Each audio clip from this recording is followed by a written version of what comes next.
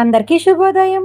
ఈరోజు మన యాక్టివిటీ వ్యత్యాసాన్ని అనుభూతి చెందండి, ప్రయోగం చేయండి, అన్వేషించండి, ఉష్ణోగ్రతల వ్యత్యాసాన్ని పోల్చండి. ఆదర్శిల పేజీ నంబర్ 230 నుండి పేజీ నంబర్ 233లో ఉన్న యాక్టివిటీస్ పిల్లలతో చేయించండి. ఇక్కడ ఒక కార్యకర్త ఈ యాక్టివిటీ చేస్తున్నారు, చూద్దామా? హాయ్ పిల్లలు, గుడ్ మార్నింగ్. ఇప్పుడు మనం ఒక యాక్టివిటీ నేర్చుకుందామా? ఎండాకాలం, చలికాలం నేర్చుకుందామా? ఇప్పుడు ఎండాకాలం గురించి మాట్లాడుకుందాం. చూద్దాం, ఏ కాలంలో వేడి ఎక్కువ ఉంటుంది నాన్న? గాయత్రి, వేడి ఎక్కువ ఉంది కదా. ఎండాకాలంలో మనం ఎక్కువ ఏం తీసుకోవాలి? ఇంకా ఇంకేమేమి తాగాలి?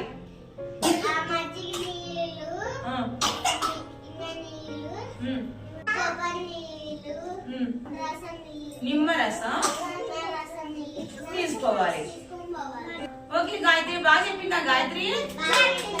ఎండాకాలం గురించి చెప్పింది కదా గాయత్రి. చలికాలం కదా, వేడి కాలం అయిపోయింది, ఇప్పుడు చలికాలం గురించి మాట్లాడదాం. ఓకేనా? హర్ష, ఏ కాలంలో చలి ఎక్కువ ఉంటుంది? చలికాలంలో. చలికాలంలో ఏ దుస్తులు వేసుకుంటాం నాన్న? వేసుకుంటాం కదా. చలికాలంలో మనం ఏ పదార్థాలు తీసుకుంటాము? వేడన్నము, వేడి గుడ్డు తీసుకుంటాం కదా, వేడి నీళ్ళు తీసుకుంటాం, ఇంకా స్వెటర్ వేసుకుంటాం, సాక్స్లు వేసుకుంటాం కదా. వెచ్చగా ఉంటాం మనము చలికాలంలో కదా. చలికాలంలో చలికాలానికి వేడి కాలానికి మనం తేడా తెలుసుకున్నాం కదా.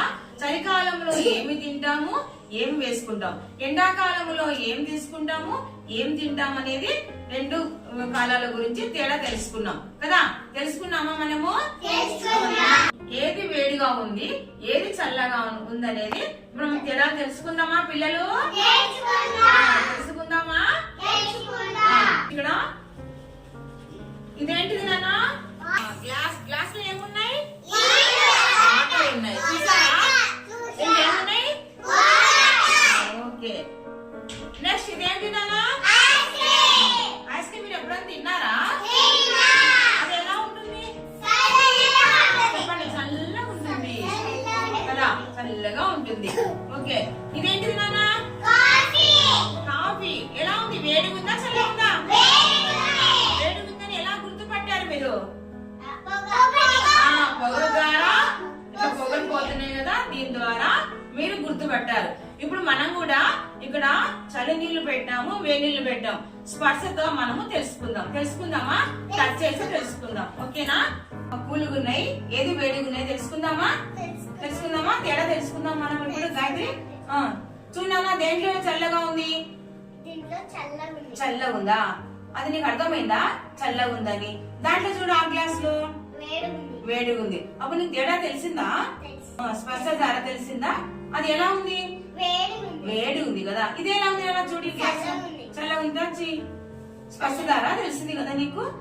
మనం ఇప్పుడు ఎండాకాలం, చలికాలం గురించి కూడా నేర్చుకున్నాము. తర్వాత స్పర్శ ద్వారా ఏది వేడిగా ఉంది, ఏది చల్లగా ఉంది అని కూడా తెలుసుకున్నాము. ఇది బాగుందా మీకు? యాక్టివిటీ బాగుందా? నేర్చుకునే వాళ్ళు గుర్తుపడతారు కదా, ఏది వేడిగా ఉంది, ఏది చల్లగా ఉంది అని గుర్తుపడతారా? ఇది బాగుంది యాక్టివిటీ మనకు.